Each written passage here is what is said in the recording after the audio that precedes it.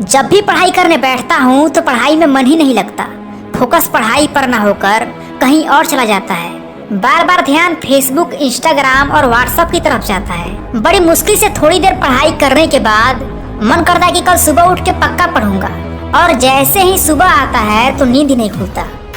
दोस्त, पढ़ाई ना करने के तुम्हारे पास हजार बहाने हैं, लेकिन पढ़ाई करने के लिए सिर्फ एक ही मकसद कि तुम्हें तुम्हारे माता पिता के सपनों को सच करके दिखाना है। अरे कभी सोचा है अपने माता पिता के बारे में कि उन्होंने तुम पर कितना भरोसा किया है, उन्हें तुम पर कितना नाज है? तुमने कभी अपनी माँ की आंखों में झांक कर देखा है कि जब वो दिन रात घर में काम करती है तो वो कितना दर्द सहती है?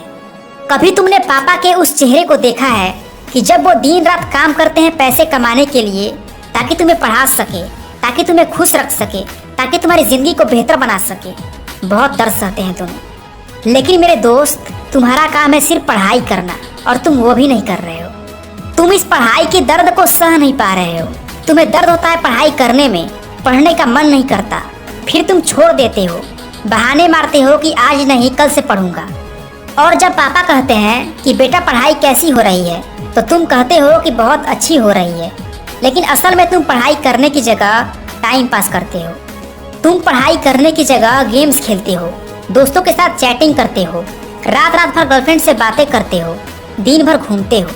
दोस्त, जिंदगी में एक बात हमेशा याद रखना कि तुम दुनिया से हजारों झूठ बोल लो, फर्क नहीं पड़ता, लेकिन जिस दिन तुमने खुद से झूठ बोलना शुरू कर दिया ना, तो तुम्हारी जिंदगी बर्बाद हो जाएगी। और पता है, तुम इस वक्त भी वही कर रहे हो।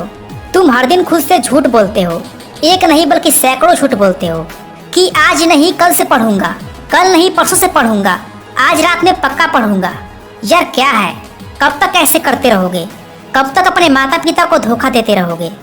अरे उनके बारे में ना तो सही, कम से कम अपने बारे में तो सोचो कि तुम्हारा वजूद क्या है इस दुनिया में। तुम किस लिए यहाँ आए हो? क्या सिर्फ पेट पालने के लिए इस दुनिया में आए हो?